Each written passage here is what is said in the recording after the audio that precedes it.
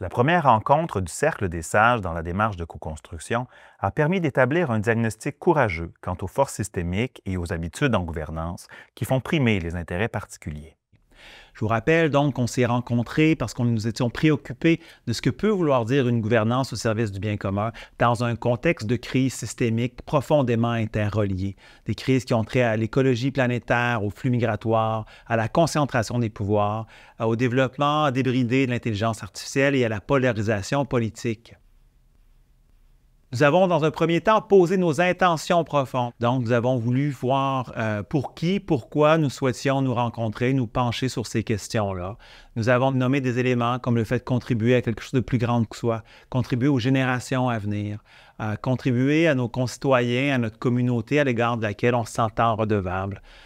notamment en veillant sur les personnes plus vulnérables. On a aussi voulu conscientiser les décideurs à leur pouvoir créateur et aussi à l'impact de leurs décisions sur le monde. Et enfin, honorer en nous des parts, des dimensions plus féminines associées à l'écoute, la sensibilité, à la capacité à s'ajuster et à avoir de la souplesse à l'égard des contextes dans lesquels on se trouve. Lorsqu'on regarde les forces systémiques qui font primer les intérêts particuliers, ce que l'on peut voir ultimement, dans un premier temps, c'est comment le confort de l'ignorance nous est apparu un facteur majeur. Donc, avec cette tendance à occulter des éléments de complexité, entre autres, qui vont venir avoir un impact sur nos décisions. On a notamment souligné le fait que les indicateurs de performance, la réglementation, les mécanismes de conscientisation de nos impacts indésirables en gouvernance sont somme toute très limités à l'heure actuelle. On a aussi souligné des enjeux de pouvoir, des enjeux de compétition finalement à l'intérieur des sociétés publiques et privées et aussi entre les sociétés évidemment, sont campés dans une logique d'être séparés, d'être en compétition, d'être dans des rapports de domination, puis ultimement vouloir devenir des dynasties. Un peu liés par des alliances ultimement de pouvoir qui deviennent un peu déconnectées de la moralité ou de la plus haute moralité qui peut nous habiter comme administrateurs.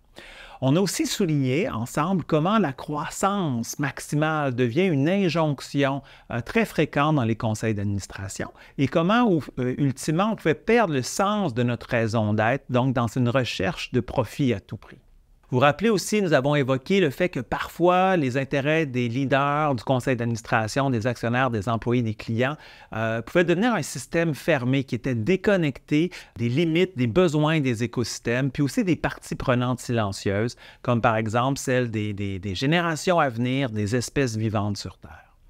On a également souligné comment le fait que les œuvres caritatives, qui officiellement sont une façon de contribuer au bien commun,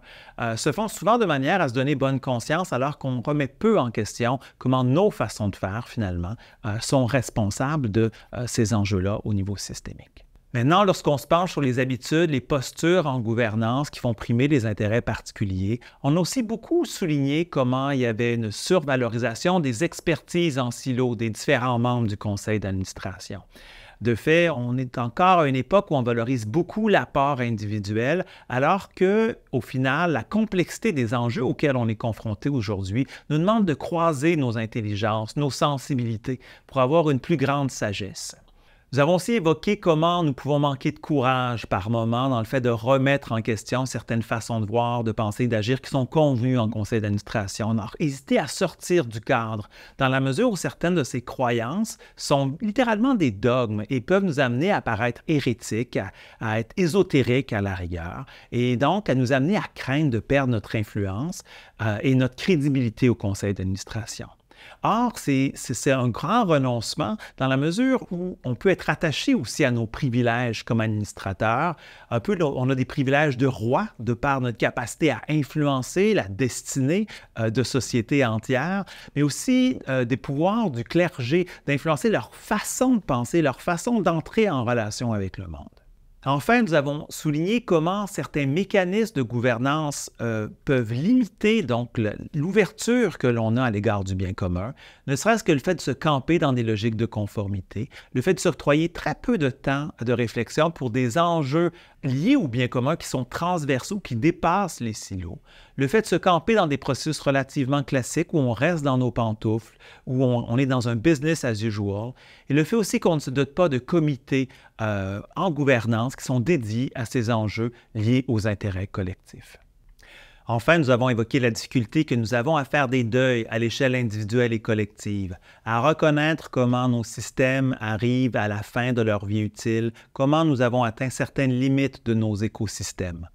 Alors, il semble qu'il nous incombe de faire des choix, de faire des renoncements pour le meilleur avenir possible